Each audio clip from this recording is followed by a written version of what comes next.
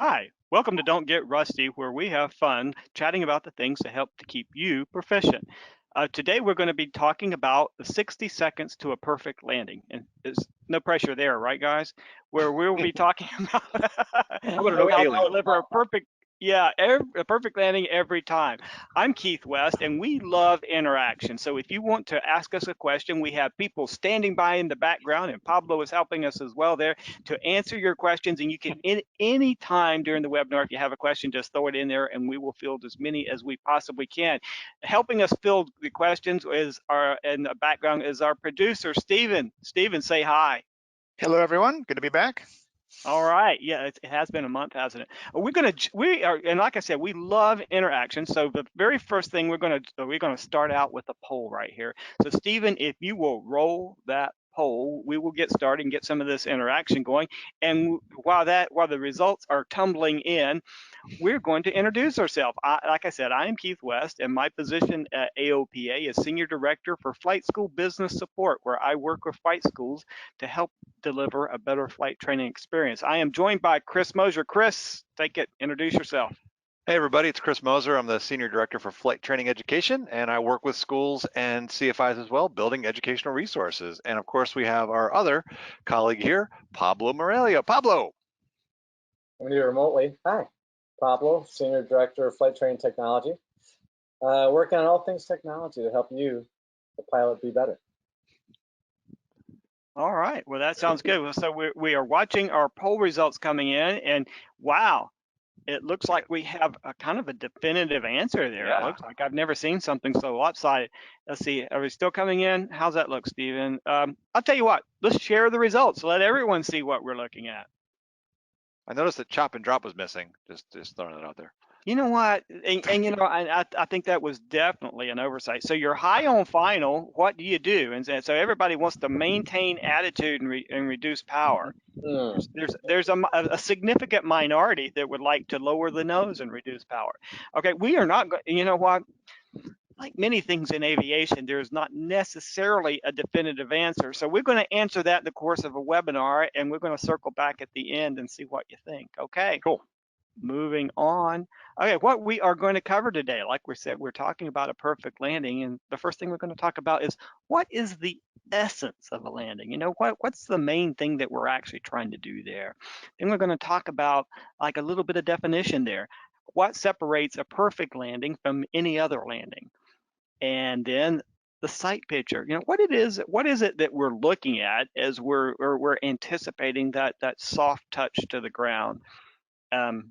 Similarly, controlling the approach. You know, how do we control that approach as we're on final?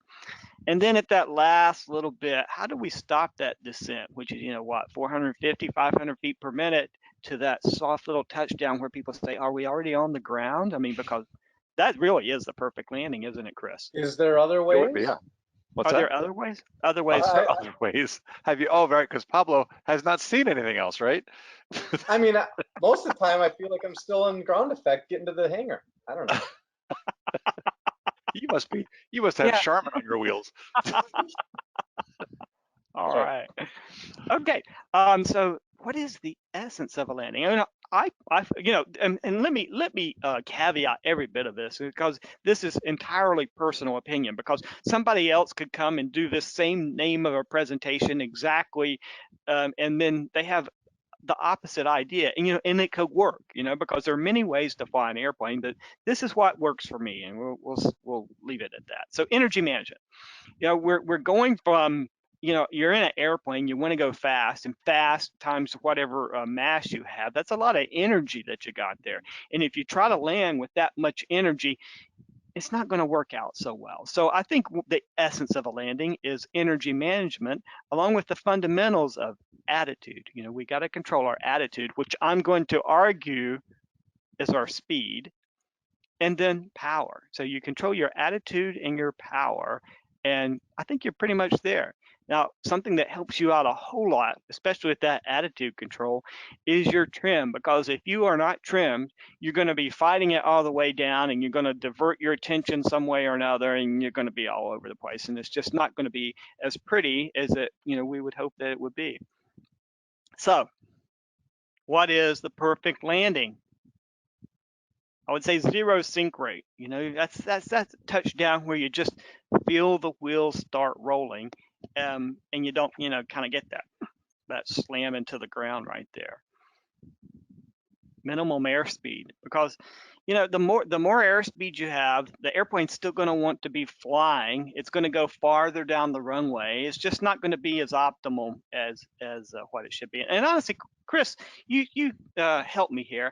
I think that airspeed control is one of the most common failures. Let's put it that way. You know, people are afraid of stalling. I mean, you don't want to stall for a number of reasons, but I think that failure to control your airspeed is one of the most common problems I see with landing. What do you think?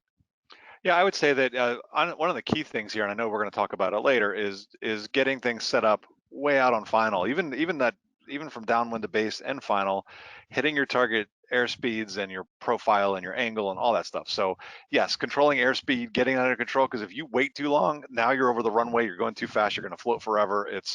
You got to nail it if you want to be precise with your landings. It's all about being right on your numbers, and that way it's consistent. The airplane behaves the same way every time when you come into land if you're on your numbers.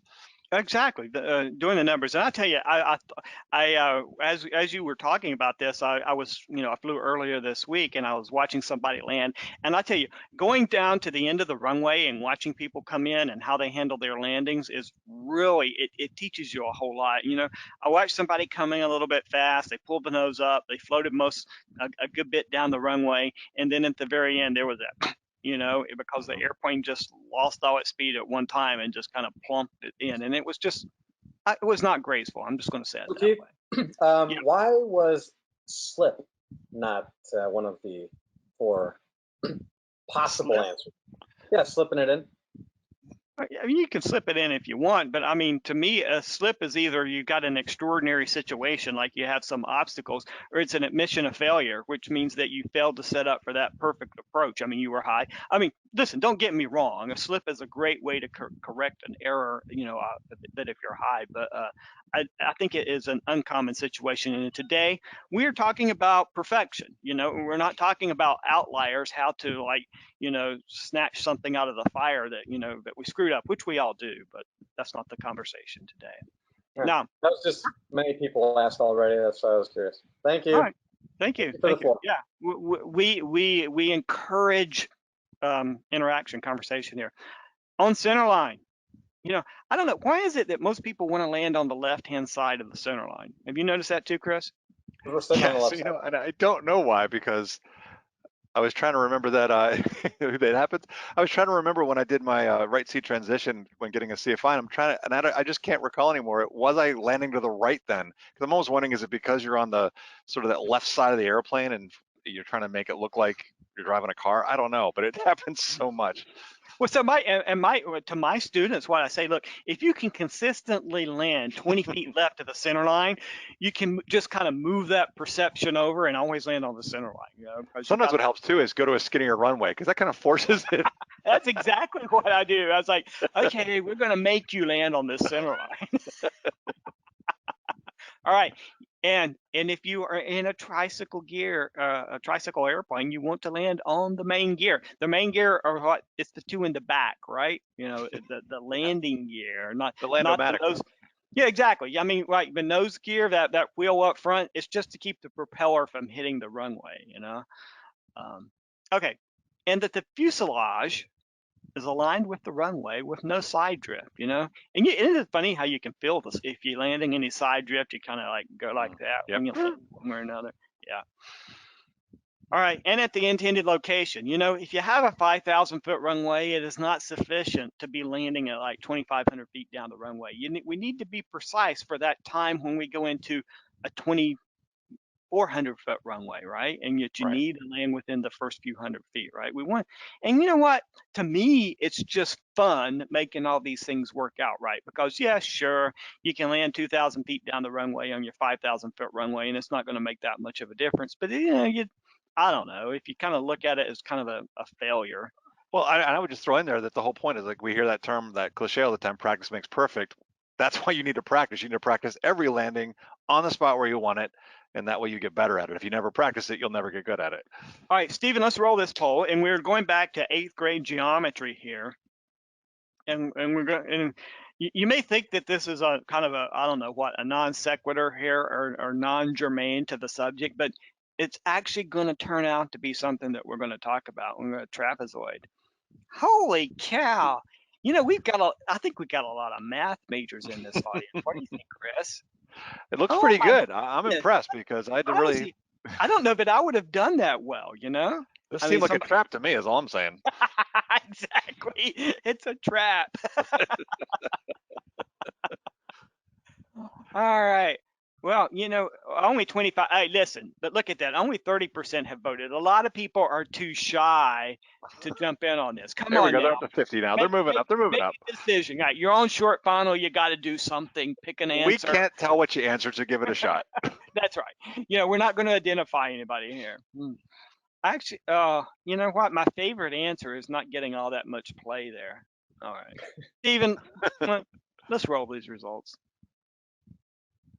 What is a trapezoid? And the audience is correct. It is a four-sided figure with two parallel sides. And believe it or not, every time you're coming in for a landing, you see the trapezoid in the form of a runway. And we are going to talk about that in just a second here. So as we talk about the sight picture. All right, Stephen, you can kill those results now.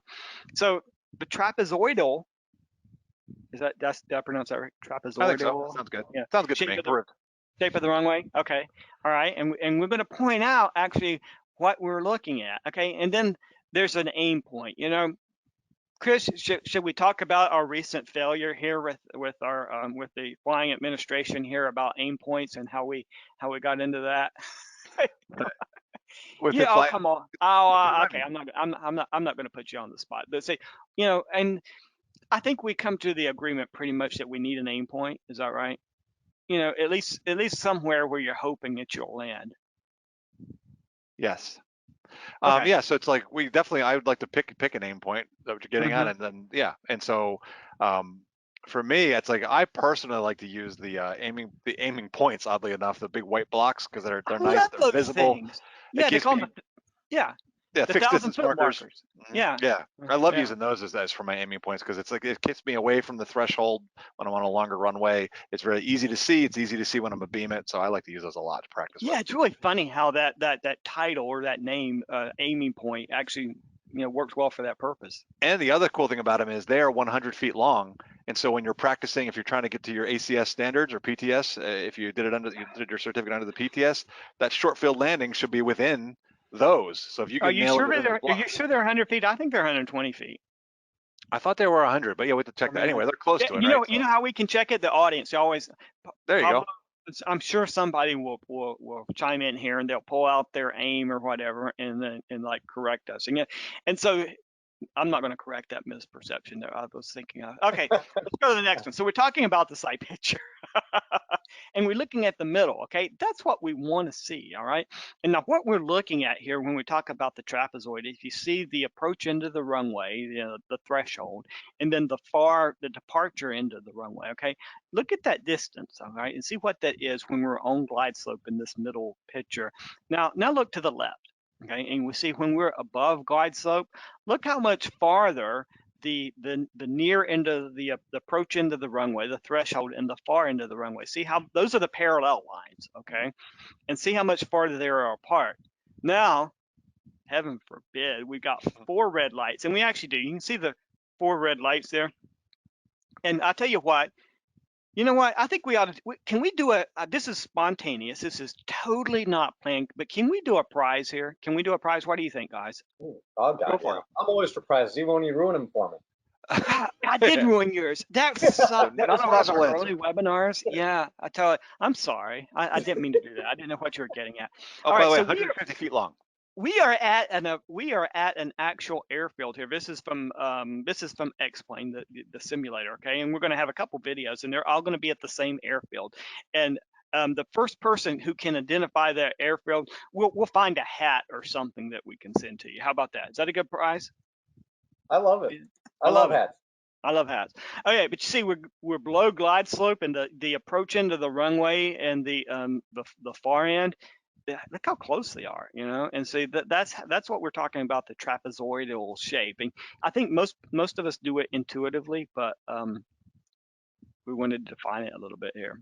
So you can't have a perfect landing for the most part unless you're just tremendously skilled, way beyond what is that hat you're wearing? Oh, that's is that new? Did you just put that on? I did. Okay. Blackhawks. You Anyway. said hat. I had to put my Blackhawks on. I love. Hey, okay, look, we got, you know, There you go. We're good. people love our hats, so I'm going to put on one of our AOPA hats here. Okay. Hey, we have All a right. winner, by the way. We do have a winner. A different hat. Oh my gosh, you are just like hat-omania. Okay, the perfect approach, constant airspeed. All right. We want we want our airspeed. We want to nail it, you know. I will give you 2 knots one way or another, but you know, much more than that, I don't know. It just seems like we're not doing things correctly. We want a constant rate of descent. And what's our constant rate of descent? Chris, do you have an idea? What should our constant rate of descent be? This is one of those things too, is that I know that we had talked about this, and it's like, and I honestly don't typically look at it when I'm like once I turn final, I'm just focused on my aiming point, my speed, and all that sort of stuff. But as I recall, it's something around, what is it, about 500 feet per minute, 400 feet per minute, something around Yeah, there. it's between 400 and 500 feet, exactly. And I'm like you, you know, if once you turn final, except for an occasional glance at the airspeed, we're going to have 3 videos on this webinar, and we're going to show you things that you should be looking at. But once you turn final, except for the airspeed, I don't think you should be looking at the instruments. I mean, as you know, as an instructor, you have a lot of extra time to look at things, and I will glance at the rate of descent there, and I can tell what's going to happen. But also, even when you're not an instructor at night, you know, I really do think at night that you should take a glance at those instruments, because it kind of gives you a sense of where you are, because you have so many fewer references. Hey, All right, Keith, yeah. someone says the trapezoid shape will be different with different airfields, right? How do we adjust? I mean, It it's is, really not. because that's a really good point, because if you have a really wide airfield, you know, it makes you feel like you're that you're farther, Lower, well, yeah, than yeah, you lower. actually are. Than you actually are. It does change the perception, and you know, and when you look at it, you know, you're rolling final, and you got all those threshold markings which determine how wide the airfield is, and you got a bunch of them. You're thinking, all right, this is going to be different than when you just have maybe 4 stripes or something there. You know, what was that, 100-foot wide runway, or Right. I think was one it thing that to 75? think about there with those sizes, because I was actually just working with a student, and we had gone up to I think it was Gettysburg we landed at, and then over at Martinsburg, which has a huge runway, and Gettysburg a little tiny one. And I think that to me, I think the thing to do is, number one, the angle that we're talking about with this, like the view that Keith showed on that previous slide, that stays relatively consistent. On those bigger runways, of course, you have your visual glide slope, so use that, like trust it, especially in the bigger ones, because they're going to have that. And then the other part would be just mentally prepare. If you're going to a small one, know that downwind is going to be really short. If you have to, go around. I've done that where I go to small airfields, and it's like you come in, you don't like it, just go around. If you have to go Oh, around a couple totally, of times, who cares, right? And totally. you'll get it right. Well, you know, we got a very we had a fly out here at AOPA a few weeks ago. A local owner of a grass field invited us to come have a cookout, and you know, and a very famous pilot, you know, came in and decided, oh, you know, I'm too high for this short grass field. I'm going to go around, and went around, and nobody thought about that. You know what I'm saying? You know, it was the thing to do, right? Don't hesitate to do that. I mean, if you don't feel right, go around. All right, so Hey, we're can we yeah. just mention, by the way, so we do have a winner, that the airfield is Oshkosh. Oshkosh, it is Oshkosh, and we're coming in on what, 1-8, is it? Yeah, I believe that's 1-8. And that would be a John Yurkon that got it first. Well done, John. Good job. Okay, John, somehow or another, we need to get Stephen. Can you contact him through the chat or whatever? And somewhere or another, we need your address so that we can make this thing happen. And then we Okay. have a Les Smith, I think is what that is. So the aiming marks are 150 feet long and 20 feet wide. Ah, There we go. yeah. There you go. Thank you, Thank Les. you. Les is a former colleague of ours, and we love Les. Hi, Les. All right. Controlling the approach. Okay, we want to pitch for airspeed. Now, this is when we get into the religious part of flying, right? And it's strong. And the way I define the religious part of flying, it's strongly held beliefs without a lot of evidence, right? And I don't mean to offend anybody there. I'm just saying that it's controversial. I'll put it that way. Say pitch for airspeed, and I'm talking on the approach, and throttle for the glide slope. Okay, wing dips for alignment. Let me back up just a little bit and talk about that throttle for glide slope. Okay, because you can fly a light airplane, 172, 182, whatever, and you're not going to have any problems if you're doing pitch to kind of maintain your glide slope. Okay, but when you start flying heavier airplanes, when you start flying really slow approaches, when you're trying to get into a short field, and I learned to fly at a small airport near Charlotte, North Carolina, and then I flew in the Navy, and the Navy is really concerned about landing on very short spaces, and so they're really concentrated on using that throttle for glide slope and pitch for airspeed. And I figure, you know what, if it's good enough for the Navy, it's good enough for me, and it's going to work in every situation. So I'm sure that there can be a lot of disagreement about this, but if you work, I promise you this works, although I know other things will work as well. Now, and just to throw in, I'm one of those people that does the opposite. I do pitch for my spot and throttle for my airspeed. But I think the thing that when Keith and I talked about this before, it's like I think we're probably in agreement on the fact that in reality, what's actually going on, it's that's a mindset the way I'm aiming.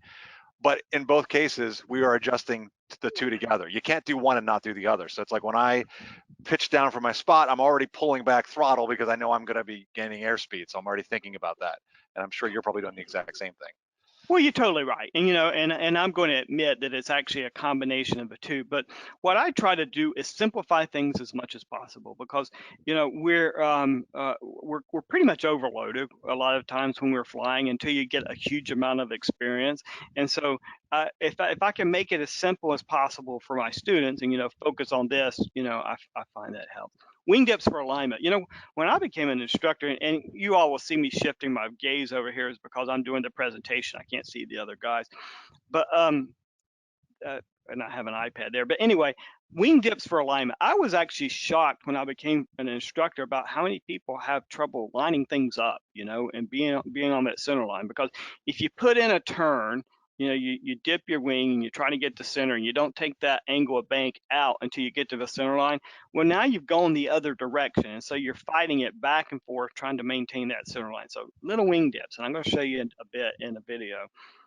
Then decreasing amplitude for corrections, because the closer you get into the runway, if you consider your approach to be a wedge, okay, the runway's over here and you're coming in like this, you can see this side of the wedge is getting really small.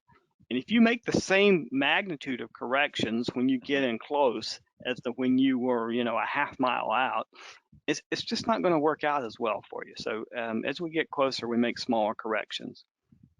Another thing is to correct those deviations early. If you see something is wrong, it's not going to get better unless you do something about it. So correct those deviations early. All right, now I'm going to we're going to jump into here to what we're talking about. So magnitude of corrections, and you see that top line on this wedge here, an approach that we're looking on from the side, and that runway, that little line on the left.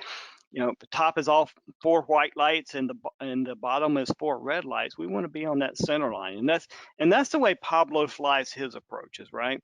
I mean, because it is just dead center line all the way in, right in the middle, straight line, exactly. Like a rail. I mean, yeah, he can see those deviations before most of us have, any sort of idea, and it just comes straight in. He starts like 30 miles out. That's what I'm seeing him. But see, you feel it in the hands, guys. You feel it in the hands. Feel it in the hands, exactly.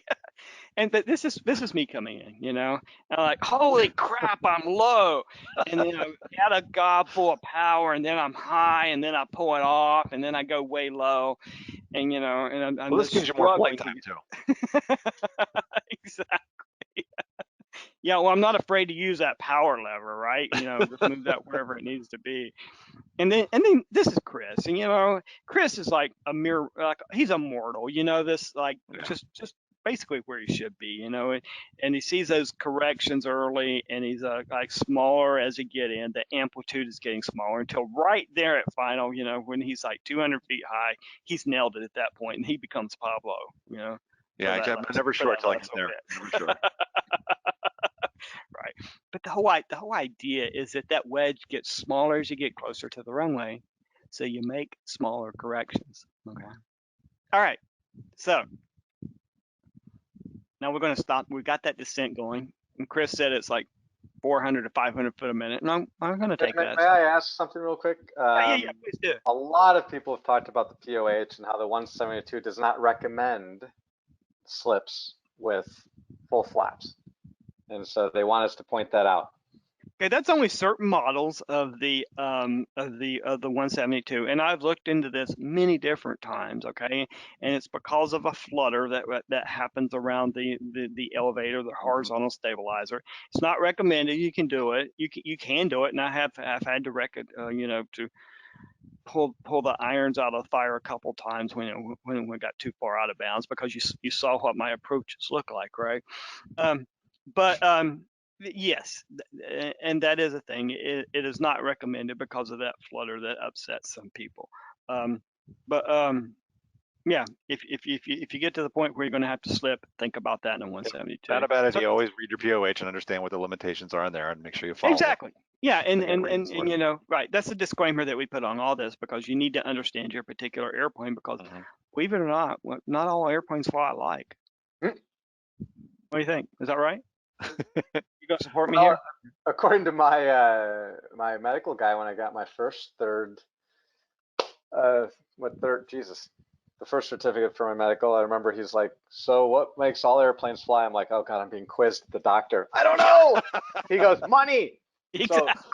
So I don't know. I think they all do fly the same in that sense. All right. Okay. All right, so we got the descent going, and unless you're going to land on a carrier and, you know, try to grab the 3-wire, that you're going to have to stop that descent at some point. Can I give you my Navy story?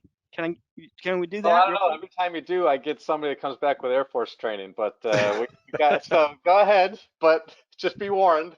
Not too much Army training, though. Yeah, so the first time that we were doing touch and goes, and, you know, we were doing it to an airport, you know, I'm the student, and, you know, the instructor probably did an instrument flight, because you actually start with the instrument training, and I'm sitting there, and like the damn thing, I'm sorry, it slams into the runway.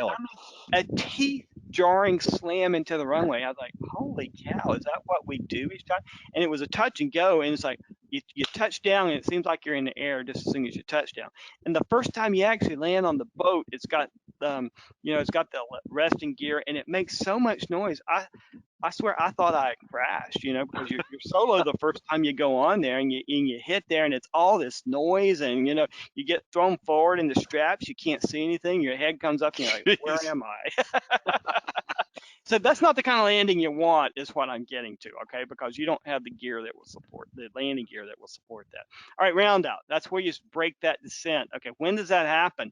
We're going to show you why it happens, but in the video in just a minute here. But the runway is going to magically, you know, it's great that physics worked out this way, but the runway expands, okay? And that's right about the point where you should start your round out.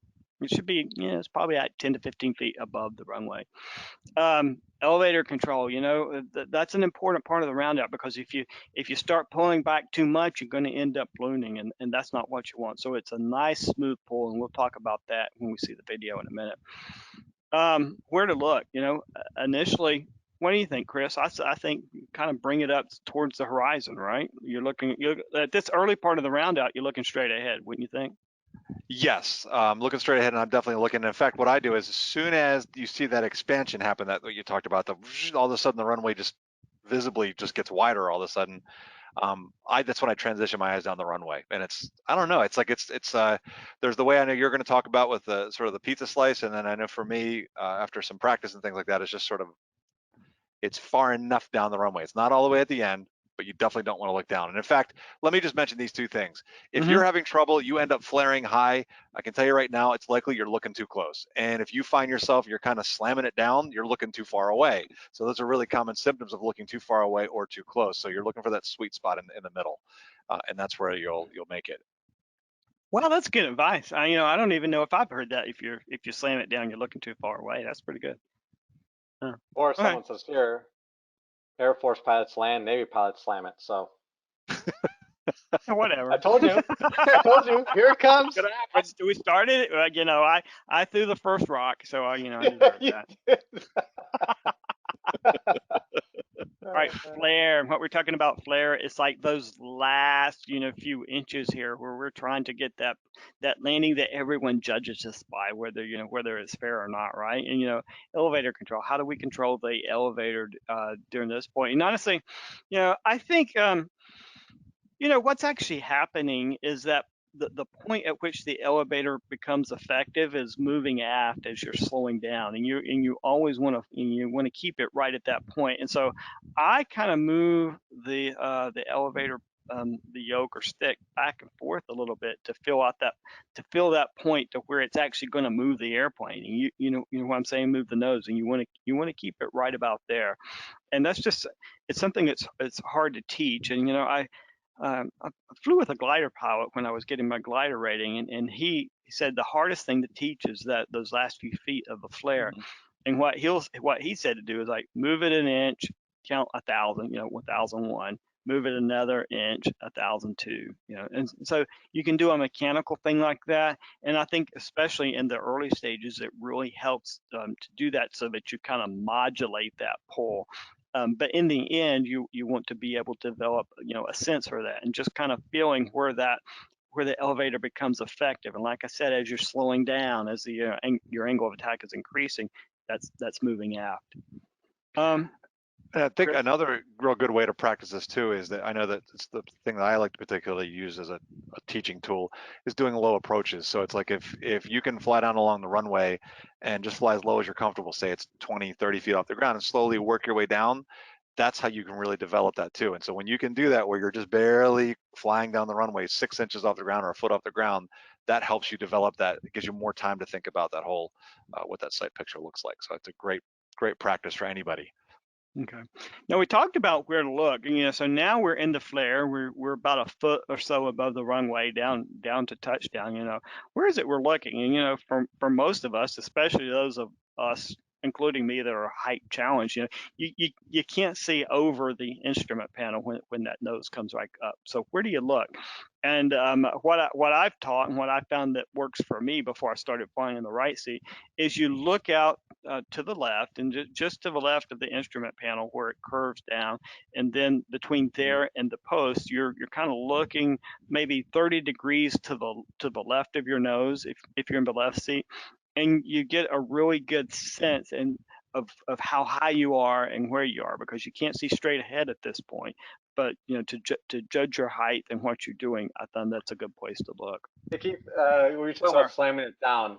Someone says, okay, if slamming it down is looking too far away, what is looking too close then? That's if you flare too high. So if you're flaring really high, you tend to get up and you end up flaring 10 feet off the ground or higher or whatever, then that means you're looking too close and you need to look farther down the runway. That'll help you get that sight picture of where it should be.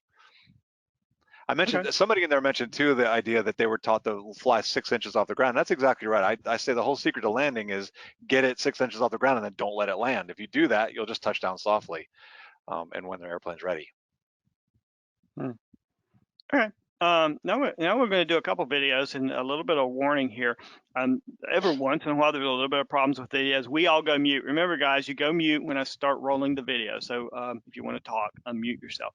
And then also, if you're like on an iPad or something like that, you may have to swipe to get off of the video. So to get rid of the video once it's done. Yeah, so let's show the first video, and this is going to be it's from turning base to final, okay? And this is kind of a review that we've done on another webinar, but it shows you where you should be looking at. And it's going to do the same approach twice, once with the second time with annotations. Okay, all right, here we go. and coming up. And there it is. Here we go. And you can see we're also at Oshkosh.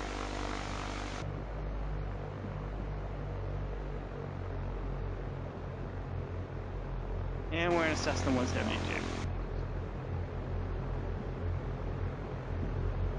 This is base. Yep.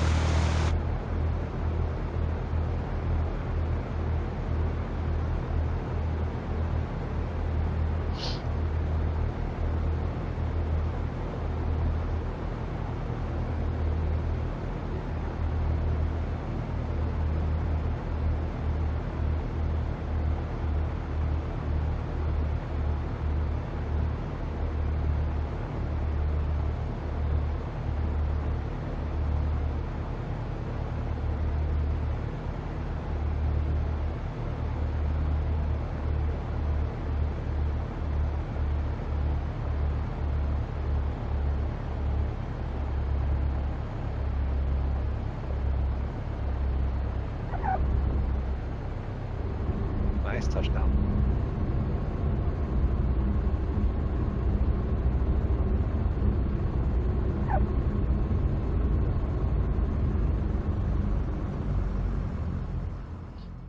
Hey Keith, so what were flaps set at on base, and were any applied when on short final?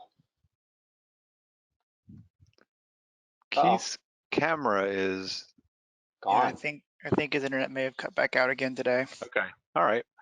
We had I'll make technical issues with Keith yeah. and his internet earlier, and so we did make plans to, in case Yes. it happens. So Chris is Can- going to take that over. Yes, Chris, I can do that. Your presenter now. All right, showing my main screen, and then let me pick.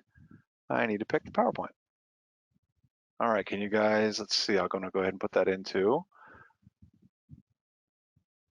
Whoops, all right. And then let me just jump ahead to where we were, and we'll pick up from there. Hopefully Keith will join back in here in just a moment. All right, so you're done stopping the descent.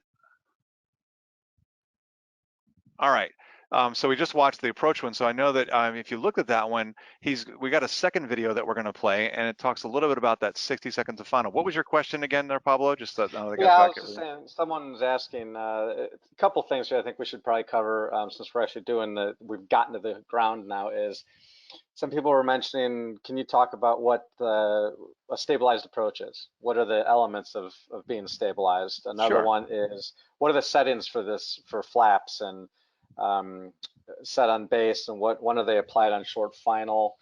So there's a lot of things on that that I think just in general, rounding out and flare, we also Got said those two terms. Is there a difference? So if we can cover all of those, we will cover a lot of questions being asked. Okay, cool. So one of the things so let's start with the stabilized approach. I think that's probably the key thing to talk about there.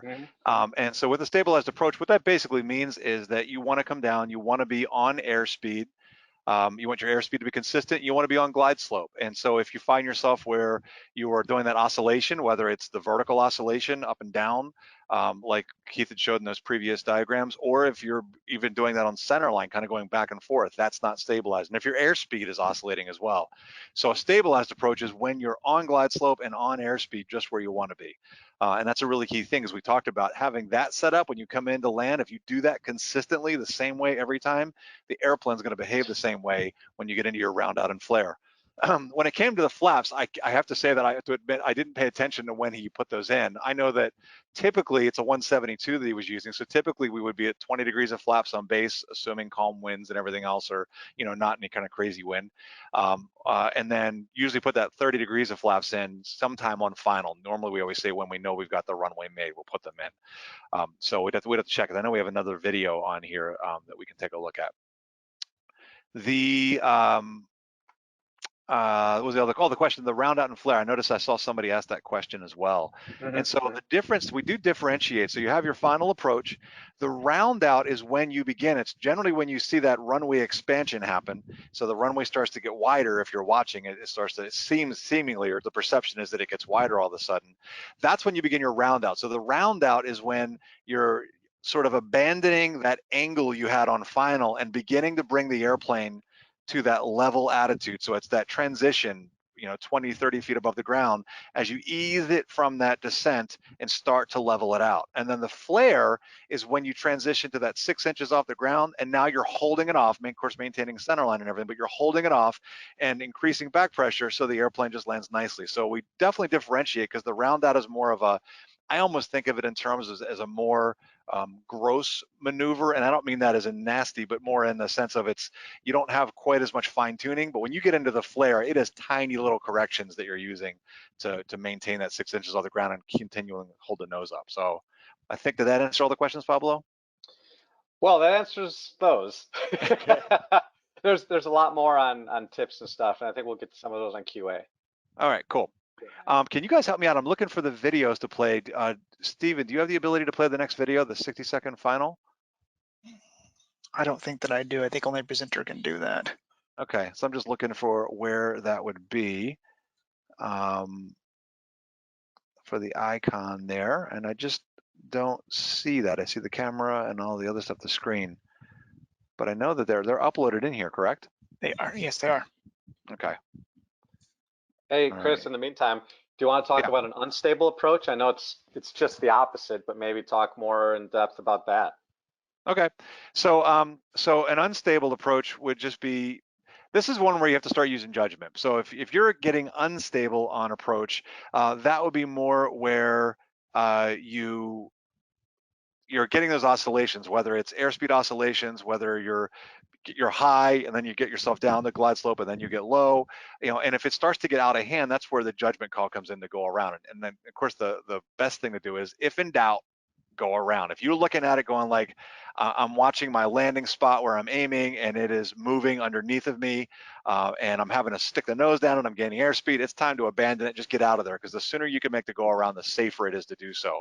Because as you get lower and lower, not that you shouldn't go around, but then it becomes a little more challenging because you've got less altitude to play with. So for the unstable approach, anytime you're outside those parameters, it's you're making that judgment call. Can I fix it, or is it time to go around and give it another shot and nail my airspeeds in? Thanks. Okay. All right. And then so I'm not able to see the other videos, but it's like we certainly can talk about sort of the key points that we were going to get out in the webinar. So really the key points, as you saw in that last video that we watched, is that it's control your sight picture. And so I know that Keith definitely subscribes with especially with his Navy training and everything else, is that he's watching the sight picture, and that really is about looking ahead and picking out your spot on the runway and where you want to aim. And I know I saw somebody earlier on ask, is there a difference between aiming point and landing point? And absolutely, yes, there is, because as you see in the video that we watched, as Keith comes down and he does his round out and goes onto his flare, the airplane's going to float for a little bit. And so what you learn with practice is to definitely start to anticipate what your airplane is going to do and how it behaves. So I know for me, I've got a lot of time in 172s with instructing, and just, having flown them a whole bunch. And so I know approximately how long they're going to float. And so I have my aiming point. I know for me that if I want to land on the aiming, the aiming points or the big white blocks, then I aim at about the third runway stripe. So about a stripe and a half or so before those points, I aim at that because I know that if I'm on speed, 65 knots on final, on speed with full flaps and assuming, not any kind of crazy headwind, that it will float and I can put it down between the white blocks. So it's like I can anticipate that that's how that airplane will behave. And so that's where that practice comes in. Hey, so Chris, also rudder. We haven't talked much about rudder. So on final, keeping the center line, use your feet, that kind of thing. Yeah, I know. And I saw somebody too. They said that they had been taught when it came to the horizontal corrections on final as well, just using rudder to do that. And that's obviously it's a more subtle way instead of banking. I personally don't necessarily do that. The way that I look at it, and I think that the way I know that Rob Machado, who we had on just as our last time around, he recommends this method too, is that, how much rudder do you need on final? Well, you need enough to keep it longitudinally aligned. So literally what I'll do is that on about that half-mile final or so, it's time to start lining up and aligning the airplane with the runway. So the first thing I'll do is I'll come and I'll turn final, and I like to turn my final a little bit early so I can ease the turn in because it helps me avoid overshooting, which we want to stay away from because we know we can get into that whole situation of a cross-controlled stall. And so instead I'll do that easy turn, I get lined up on final, and so then I go ahead, and one of the things to do is kind of get the airplane lined up, but if you're not quite sure what corrections to put in, relax what you're doing on the yoke, relax what you're doing on the rudder, and just let the airplane fly because it will align itself. It'll sort of align itself into the wind, and now you can see, oh, my nose is pointing to the right because I'm relaxed. And the key thing here is notice I'm relaxed because sometimes the airplane will do weird things, and if it's acting weird, I've learned a long time ago, if it's acting weird, let go because more than likely it's me, and see what the airplane wants to do. And so then if I see, like, say for example, my nose is slightly to the right, is pointed to the right, I will use rudder, a little left rudder, to bring the nose over. Well, of course, when I do that, the airplane's going to want to start turning a little bit, and so then I use a little bit of opposite aileron. So the ailerons we want to use on final, that little bit of banking, to keep myself horizontally aligned with the runway. So in other words, that I'm staying on center line. I'm using the rudder to longitudinally align. So I want the airplane to be rolling straight. So I start to put those corrections in if there's any kind of crosswind early. And so then I can be working those. And remember, that's going to take little corrections the whole time. So so what you'll want to do is really just be careful with that and align yourself early. And then the rest of it, of course, then I subscribe to I sort of put the spot where I want to aim, my aiming spot, on my windshield and keep it where it is, and I make pitch changes to adjust that, and I adjust my speed with power. Keith does the exact same thing. We're doing the same thing, we just think about it in different ways. He's doing the same thing where he's using his power to adjust where that is and then pitching for his airspeed. So that's a key thing, and I think we might have the ability. Let's take a look here. Nope, I don't see it still yet there, but Hey Chris, at what point would you cut the power? good question. There's a couple ways of doing that. So on a typical power on approach, it's a judgment call, and this is where it's getting into knowing your airplane. If you are on your glide slope, if you can keep everything where it normally is, you will figure out where it is. And so for me, I like to come in just slightly higher. Like usually you're supposed to do 2 whites, 2 reds. I like to go almost 3 whites and 1 red. I come in a little higher because I like to glide it in. I like to do a power off glide on my last bit of final. So typically for me on a power on approach, it's usually about when I cross over the threshold that I'll end up pulling the power. But it's a judgment call there. It's knowing your airplane too. I know that if there's a stronger headwind, I'm watching, and I'll kind of know that I'm not going to float as far, so I might keep it in a bit longer. And if I'm, it's like if I'm a little higher, I might pull it early and do that. A great way to practice this, by the way, you guys, is to keep your base maybe a little higher or just on final and start practicing power off approaches to help you judge that. And then so what I do is on final, or even if I'm a little higher, I might purposely keep it a little higher on base and then pull the power when I think I can make it. It helps you learn to judge how far the airplane will glide. So I kind of like to do that, but otherwise for a power on approach, like I said, it's usually about when I cross the threshold is typically where I end up pulling it, and then you have to adjust for what your airplane, how it behaves. How about anything on how to handle a crosswind on finals? Yeah, I just answered. I was like, that's a good one, but Yeah. So honestly, the thing that I talked about earlier with the crosswind, that idea of turning final, seeing where the airplane is, it crabbing on its own if I relax the controls. And so then it's that whole idea of using the rudder to longitudinally align and putting the ailerons in to keep myself horizontally aligned. That is how you handle a crosswind. And just remember, as you come in, this is one of the things I see so often with pilots that I'm working with, especially people that I'm training. As you're coming in, remember the airplane's slowing down as you get into the round out and flare. And so you're going to have to adjust more controls. You're going to have to put more control inputs in, but don't do it mechanically. Look over the cowling. I like to use on the 172 happens to have a rivet line, 2 rivet lines on the cowling. And so I use the rivet line and I can compare that with the runway center line. And I use that to help me as almost like a sight, as it were. And I use that to help me know how much rudder do I need. And then, the ailerons, of course, I'm just basing it on, am I on center line or not too? I hope that answers the question without getting into, all into crosswinds. How about using dots on the windscreen to assist in aiming for your landing spot? Yes, absolutely. Especially when you're learning, or if you've had trouble sticking a reference dot up on the windscreen. And one of the ways that you can set that is on the ground. Get it in all position in your airplane, and you can use like a little suction cup so you don't mess up your windshield, and put it right in front of you. And then right on where the horizon is, you can use that as a little sight too. And that's a good training aid. You definitely can work with a CFI maybe to do that, but what your goal is to learn how to judge where that spot is on the windshield. You can use that for all kinds of references. For VFR flying and holding altitude, you learn how to, it helps you kind of gauge, is my nose above or below the horizon? I'm looking at my aiming spot. How is that in relation to where I am? So that's a great practice to do. Cool. And then I got a good one here. I just had to ask because it's interesting. Is for slips out of the base to final, should you use the top or bottom rudder? Okay, so say that again. So for slips, should out I of use the base top? to final, which Okay. I'm usually not doing slips on the turn. Yeah. Should you use top or bottom rudder? Man, I honestly don't know that I can answer that. I'm the same way. It's like I wait till I turn final and then I apply slips. And Yeah. then the key with a slip there is to, if you have a crosswind at all, to apply the crosswind correction, and then you can just exaggerate it for the slip rather than slip in the opposite direction, because then when you come back out of it, now you have to then slip the other way, or to do your crosswind correction and dip the other wing. So figure out what your crosswind correction is, then apply the slip. But I generally don't slip during turns. No. And it's, of course, there's that whole worry of, you don't want to get uncoordinated during a turn if you were to get slow. And remember during slips, you guys, that the pitot tube's it's no longer in alignment with the relative wind, so it's going to read incorrectly. So I judge my pitch attitude. Make sure you don't pick the nose up while you're slipping. It's better to either hold that pitch attitude consistent or just put it down slightly, but don't put it down too much either, because then you'll come out of the slip and you'll have all kinds of airspeed that you didn't want. How about when you do the slip though, because of a crosswind, the descent rate increases. Would you need more power? So read that one. So the beginning part of that question again. Yeah. When So performing a slip on final because of a crosswind, the descent rate will increase. So would you need more power to correct it? Yeah, and so this is one of the things that I don't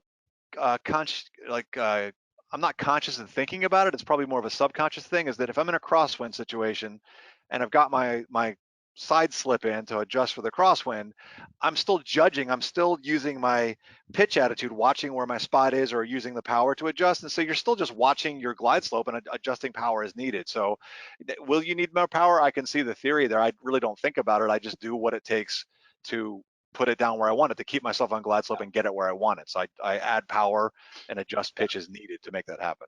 Yeah. Cool. Well, it almost seems like we're in the Q&A section. Are we done or no? Yeah, it's like I just did the summary here, which is control the sight picture. We talked about pitching for airspeed, power, and for glide slope. There's that's definitely one where there's sort of two camps within aviation. Keith is on that one. I use the other one, but when you really think about it, we're doing the same thing.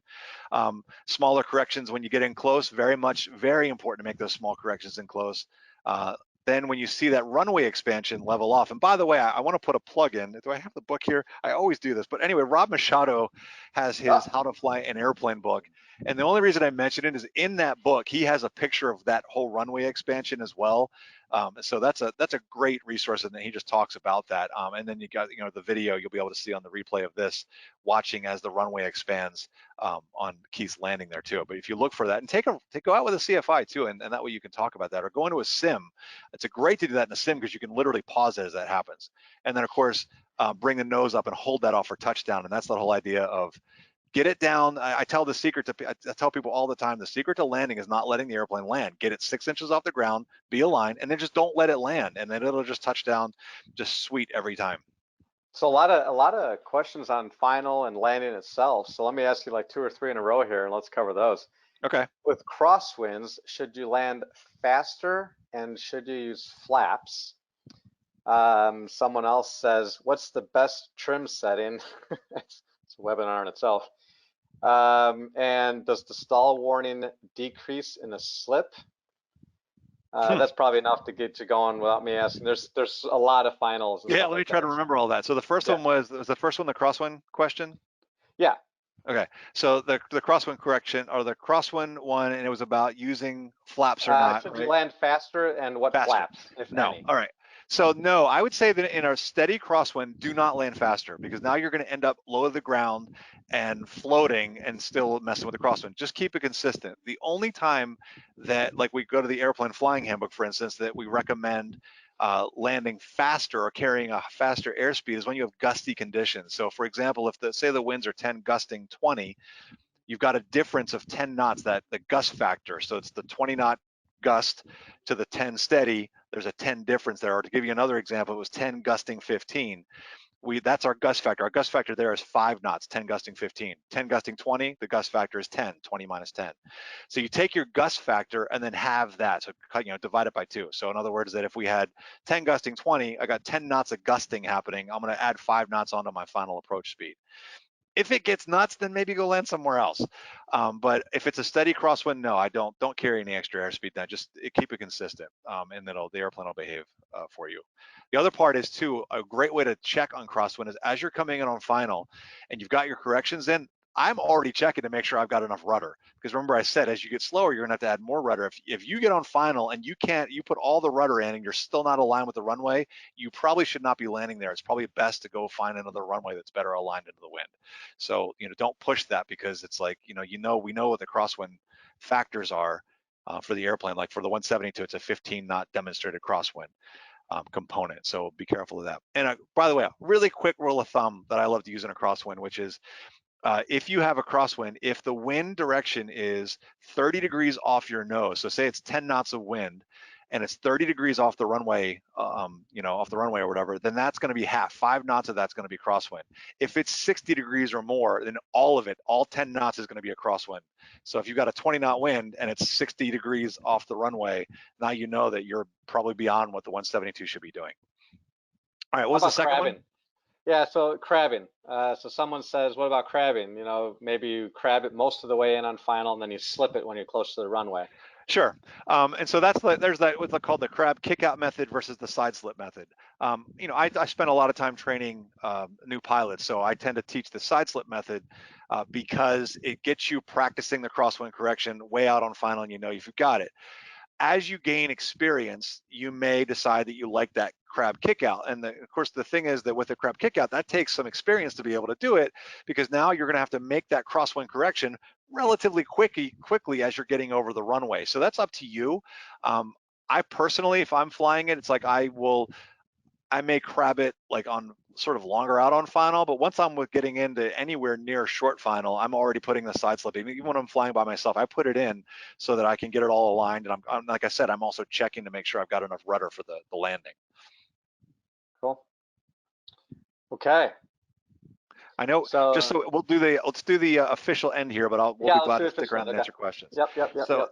So this is the official end of the webinar, an hour for those that need to drop off at the hour mark.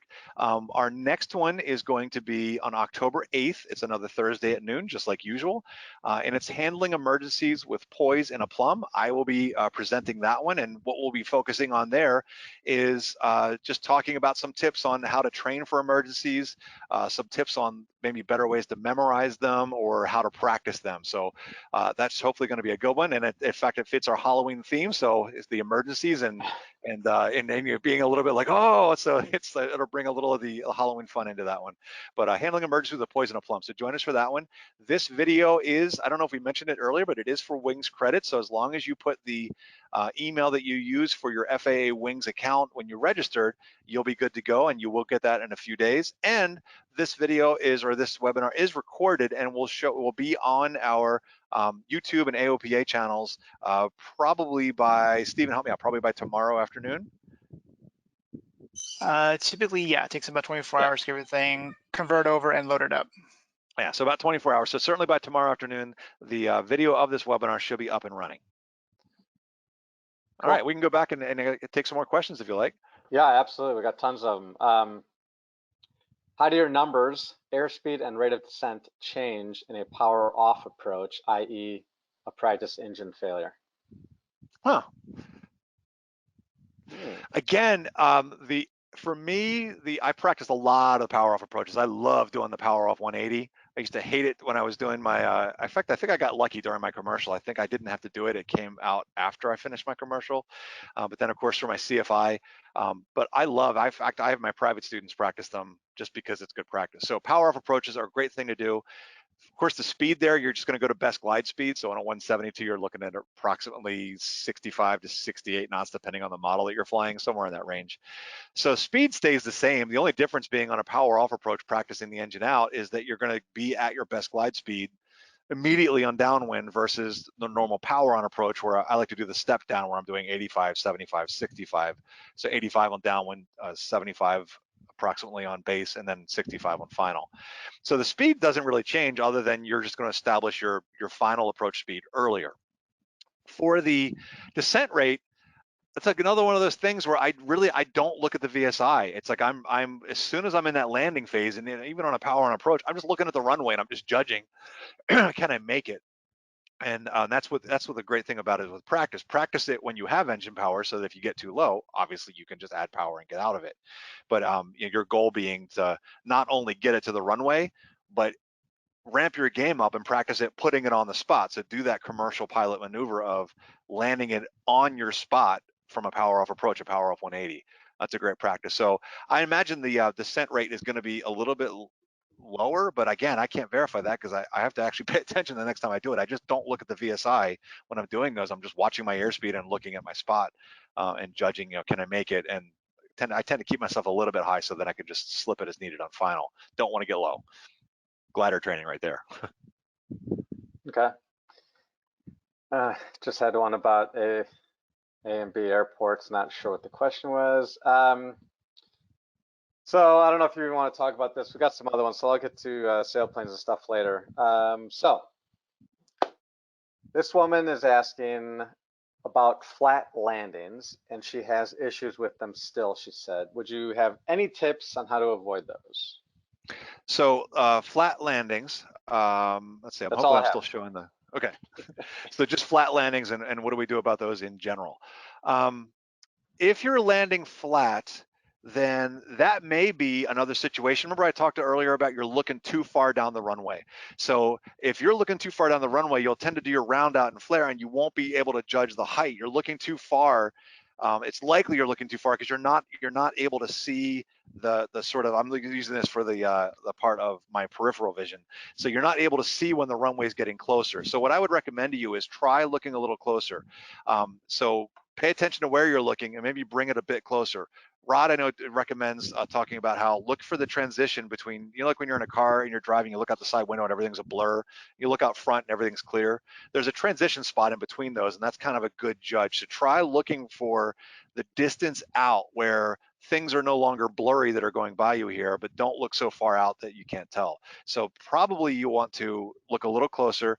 And the other thing I would highly recommend for this is practice doing these low approaches. For example, like I said, I'm familiar with the 172. The way that I do it is I come in, It's a power on approach. I get down over the runway, just like what you normally would start your round out, and then just put power back in and just fly it down along the runway as low as you are comfortable, and work with a CFI if you're not comfortable doing this. I typically do about 10 degrees of flaps, no more than that, and I keep a little extra airspeed because we want to be able to go around. I don't want to be getting too slow. So I'll tend to keep it at, instead of 65 knots, 70 knots down the runway, and you practice flying these until you're comfortable, and that will help you learn to judge controlling, not only keeping on center, but judge the height. And in fact, what I do when I'm working with students is that when I'm over in the right seat and I'm getting like, oh my gosh, we're so close to the ground, now it's time to practice landing because you've gotten it down consistently where you can maintain it nice and level over the ground and over the runway. So that's probably what's happening. I bet you're looking too far away. All right, what do you got? All right. I often overshoot final. Any tricks on any? Okay, so we gotta rewrite it in my head. Is like any tricks to know when to start the base to turn final? The big thing I've seen this so many times too. The thing that I would say is that there was a experimental sort of thing. The Navy, if you look at the military, I know the Navy, I'm not sure if the Air Force does this, but I know the Navy does a circular approach from downwind to final. They literally just do a continuous 180-degree turn. And we were experimenting with that at AOPA, and I know that the Air Safety Institute was doing a study with one of the universities. I don't remember which right now off the top of my head, but the takeaway from me from that was the 180 I found a little bit, I didn't quite favor that as much. It took a little more practice, but what I really do now is I don't square off the base to final turn anymore. And I haven't done that in a long time. I will make my downwind to base a 90-degree turn and square it off. But what I do is start your final a little bit earlier. And the reason is because that way you're not trying to figure out how do I pull this 90-degree turn off, because it's like if there's a wind behind you, you just judged it incorrectly, you're going to overshoot. So instead, start it early, but just moderate your turn. So I start a nice gentle turn early on the final, and if I find, oh, I'm a little too far to the left, I just let out the bank and let it drift over. Or if I find, oh, it's like it's coming a little closer, then I can just keep my bank going. And I find that it makes it a lot easier to make that final. So for me, my instructional technique and my technique for flying it is don't try to make a sharp 90-degree turn on that. Instead, just cut off that corner, and it makes it a lot easier for you to correct it and get it early. So I think give that a shot and see if it works for you. Cool. So how about someone says, let's talk about a 3% glide slope. Is it really the safest approach, or I'm sorry, not 3%, 3 degree. 3 degree. For GA airplanes? Some instructors recommend flying a steeper 4.5 degree that gives you more options. This person's home airport is Monterey, and so landing would be fatal if you landed short.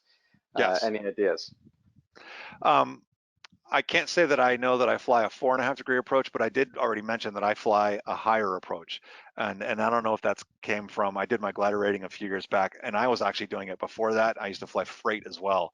So during that time flying freight is when I started developing some of these habits. And so I tend to fly it a little higher. So I don't like 4 whites, but I do like to see 3 whites and 1 red. And my whole purpose is I want to be able to pull the power and just glide it in. And so I want to make sure that I can glide it in on final. So I tend to fly a little higher than the normal. I don't like coming in on that 3 degrees. I feel like it's too low, but that is personal preference for me. It's like if you've got power and you're all good to go, you can clearly safely fly a 3 degree approach, but I like it to the point where I can pull power. I really am a big proponent of practicing these power off landings and approaches. I think that they keep me in practice if God forbid I ever need it. I've not had to have that happen yet, and I hope I never do. Knock on simulated wood. And so yeah, I'd like to fly them a little higher. I prefer to do that. And it's like the other part is I like to play a game. It's like something I use when I'm teaching, which is this game with students of like, tell me when you can pull the power and glide it in. And so I just tend to do that myself. Okay. Thank you. Let's go to another one. We're getting a lot of flap questions. Okay. So can you just talk about settings? I'll just kind of generalize it for all of the flap questions. General ideas or comments about flap settings on base final flare. Okay, general idea. So I mentioned that a little bit earlier. My general thing is that if I'm flying a power on approach, then I want to just get that stabilized approach and have everything be consistent. And I cannot tell you it's like, what are my reasons? My main reason is because this is the way that I was taught to fly 172. That is not, I hate that reason for things that we do in aviation because that's what I was taught, but that's what I do. So if I'm flying a normal power on approach, I will beam my spot, I'll reduce power and put in 10 degrees of flaps. When I turn base, I put in the other 20. And again, because it helps me slow down, I'm doing for those target speeds of 85, 75, 65. And so those flaps tend to help me get there. And then when I turn final, I want to make sure that I'm not too low, and that I'm on glide slope or whatever. And when I know I've got the runway made, I put the flaps in. I tend to come in a little higher. So it's usually when I turn final, I'm able to put the last notch of flaps in, unless there's some sort of gusty conditions or a crosswind or something that I may not put the full 30 degrees of flaps in. Purely judgment call. So that's what I tend to do. It's honestly, you can also fly this flapless. You can do all these approaches with no flaps. And the other thing is, if I'm flying a power off approach, then I'll tend not to put any flaps in until I know I've got the runway made, and then I'll add them in towards the end if I'm high, and that way I can get myself down. So safe to say that it's condition based, right? I mean, on a it's very much normal condition based. I mean, on a normal landing, and again, normal. Yeah. What is that wind speed? Is it zero wind? Is it variable? But yeah, I mean, I'm using first notch downwind, second on base, third on Yeah, final. same You know what thing. I mean? That's typical Cessna approach. Now, another example though Whoa, is it whoa, depends whoa, on your Mr. airplane. What's that? Piper. Oh, that was on a Piper. Piper? Well, I can't help with poor decision teasing. No, it's like I flew in some Pipers too. I used to fly Pipers when I flew freight, and it was the same thing. I did a similar thing. My company taught me this is the way we want you to fly these airplanes, and that's what I did, and it worked. And the other thing is it depends on your airplane, because I know we have the RV-12s that we fly around at work as well, and those you have to put full flaps in on downwind because they're a slippery airplane. They don't want to slow down. Even though they're not like they're not like any sort of high performance rocket by any means. It's a Rotax engine, but they don't want to slow down. So we put full flaps in, beam our numbers, and then do your speeds as you come around. So I would say that get with somebody that's experienced in the airplane and probably trust their judgment. And then if you find that something else works a little bit better for you, I'm sure that you'll kind of develop your own technique with that. But there's no definitive right answer, I don't think, for that one. Cool. All right, a couple more. It's 12:11. I don't want to keep people too late. Excuse me. Okay. That's 12:11 Central. Yes, I was taught to maintain final approach speed all the way down to the flare. Agree? Disagree? Talk amongst yourselves. Almost. So, Chris, you did it again. Disagree. So I would say that I definitely keep final approach until my round out. So not the flare. And of course, I don't know if the person asking differentiates between round out and flare. So for me, it is, I literally, when I turn final, there are three things that I keep in mind, and not in addition to looking for traffic and stuff.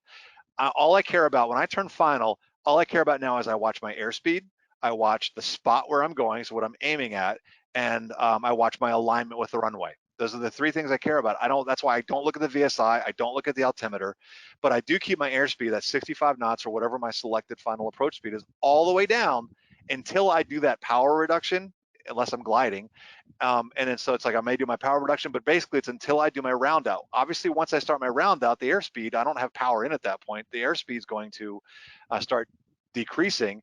But at that point, I'm in my round out, I'm starting my flare, and it's like I want it to start slowing down so I can ease in, and that's the way I consistently fly the airplane that way, or I try to, and it makes it so the airplane behaves better. By the way, one thing I do want to mention is it depends on your airplane. I fly a lot of Cessnas, and I imagine the Pipers are not exactly the same way, because I know that they tend to, when you pull the power, I remember I used to teach in Seminoles, and so those you had to keep some power in, because otherwise it just drops. It's like a Navy landing in that sense. I don't know about Cherokees and that sort of stuff. I don't recall that I used to fly Cherokee Lance, and I'm trying to remember. I think I used to glide that in partway. Yeah, they glide pretty well. I mean, I think this is like Air Force, Navy type stuff. It's like, yeah, the Seminole's different because it's that airflow. You pull that airflow over the wings, it's a little different, at least when we were flying them. But the one thing I would say is that I recommend doing this power off, at least on short final or even in the round out, because if you're trying to pull the power as you're flaring, it just makes things more complicated. So I tend not to do that. I tend to do the glide, even on like a 182. I know you fly that, and I glide those in now like I do a 172. Me too. They behave the same way. Me too. I find it a lot easier that way. So. Yep, and they do drop though. They can start dropping pretty quickly, but I enjoy it. I mean, you just do your round out and just do it. It still glides, so I find that works, and I'll put a little extra trim to help me pull the nose up. But yeah, All right, so we've had some questions here on carb heat. I think it's airplane specific. I know Yep. the Warrior and the Archer I flew didn't need it. 172s I think do need it if they're not the one version, but so I really, it's airplane specific. But Chris? Yeah. So with carb heat, it's funny because in the manuals they don't give us any guidance on that. When should you put carb heat in? Well, as needed. Thanks. Yeah, When is that? yeah. So again, it goes back to how was I taught, and I learned in the over near the Chesapeake Bay, and so I was taught when you go below the green arc, which this was a P model 172, below the green arc, below 2100 RPM, pull carb heat on. So that's still what I teach. Below 2000 RPM, pull the carb heat on, put it back in, when if you're going to go around or whatever. So All right. depends on your airplane. I flew in Arizona. We hardly ever use carb heat out there because there's no humidity in the air. Yeah. So we hardly ever used it, except maybe on the rare rainy, day that we would use it. So All right, yeah, let's go 2 more since we're 12:15 sure. Central. Again, don't want to keep people. So, in all seriousness, we were going back and forth here. I have done training at different airfields with arresting wires on the runway. I have heard 2 things: don't land short; it'll pull the gear off, arrow, etc. I've also heard if you hold the nose up like a soft field, you can roll over it. Do you have any insights on this? Unfortunately, or maybe fortunately, I have not landed at fields that have those. I think it's probably not totally true. I think I used to fly into Yuma, Arizona, and it was a Marine Corps. It was like a combined military field. I think they had them there too.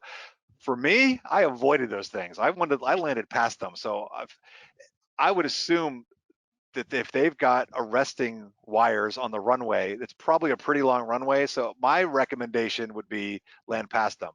That's coming from someone that doesn't have a lot of experience with it though. But I would say avoid it, because why take any potential possibility of it damaging your gear if they're out over the runway. So I would probably say land past them. It's good for practicing your aiming. Get past the arresting wires. So yeah, other than that, I can't give you a definitive answer, Okay, unfortunately. But last one. And we had a lot of other questions, so I apologize for not being able to get to all of them, but you got to pick and choose as you go. Lately, heard of 2 prop strikes due to pilot-induced oscillation. yeah. Interested in your assessment on how to handle that. Yes, there is a great thing that, and I have to say that I'm not, sometimes I'm guilty of this too, that when we go through training, we don't always, you have somebody that does a decent job of landing, we don't always end up giving them the opportunity to get out of a bad landing. So get with a CFI and practice sort of getting out of bad landings. Obviously you don't want to get yourself into porpoising and things like that. With the one caveat, now that I think about it, yeah, do it not on purpose. Yeah, go on, Pablo. So go and actually you can do these things in the sim. You can purposely do these things to it and then try to get out of it. The key thing is if things start to go bad, go around, get out of there. Do not try to continue because you're going to end up departing. There was a video that I just saw on YouTube that was going around on Facebook or something, and it was a guy that came into land. And I think he was trying to do, I don't know if he was just doing a touch and go or whatever happened, but he ended up going off to the left side of the runway, he had his power out. So then he puts the power in, then it starts going to the right. He ends up going over the grass and running into a hangar. And it was like, he had full power as he was running towards this hangar. And so it's like, of course we know that startle reaction, and I'm not going to judge somebody in the moment because it's scary, but practice, this is what we'll talk about when we get into that emergency webinar the next time. Nice segue. That we'll talk a little bit about how do we practice for things like that. So practice getting out of situations like that. So if you bounce and it comes up, go around, get out of there. Why are you trying to save a landing? It's like, just get out of there. If you come in and for some reason you land kind of flat and it bounces again, now you're set up for a porpoise, full power, get out of there. Just practice your go arounds and be ready to do it. Don't be too proud for a go around, because you're going to be a whole lot more embarrassed if you end up wrecking the airplane because of something like that. So just get out of there. Cool. And a lot of video issues today. So I just want to mention that before we go. Many people, I can't even tell you how many, reported that they couldn't see the second and or third video. And so they're asking if we'll be able to see them. Yeah, we didn't play the second or third video because I don't know that I have access to them here. So unfortunately. Well, Keith had a couple though. Yeah, I know that. So the recording should have those on there. Any video we didn't show obviously won't be on there. Right. So I guess we'll all know what happens when it comes out, but if anyone has any questions on that, they can also write us and ask. And maybe what we can do is we'll see what we can do. We'll see if we can do anything to fix that. So Yeah, I'll look into Okay. some of the editing options before we I was upload just it. thinking maybe we can add them onto the editing somehow. Thank you. See if we can do Gotta that. do that. All right, so we said last question, so that was it. Anything else? Cool. I don't think so. Thanks everybody for being here. I know that we had Thank you. a great crowd today, and we're looking Yep. forward. Hopefully you guys will join us again next time on October 8th, and appreciate you being here. And don't forget, hopefully the person got in contact for the free hat. Yeah, we have all of it. I saved all of this. So that was John Yurkon from East Lansing, Michigan. Nice. Yes, Well I got done, Mr. Yurkon's contact info, so we're good to go. Cool. All right, John, expect something pretty in the mail. Awesome. Well, thanks you guys so much for joining Thanks, us. everybody. See All you right, next Steve, month. want to take us out? Yep.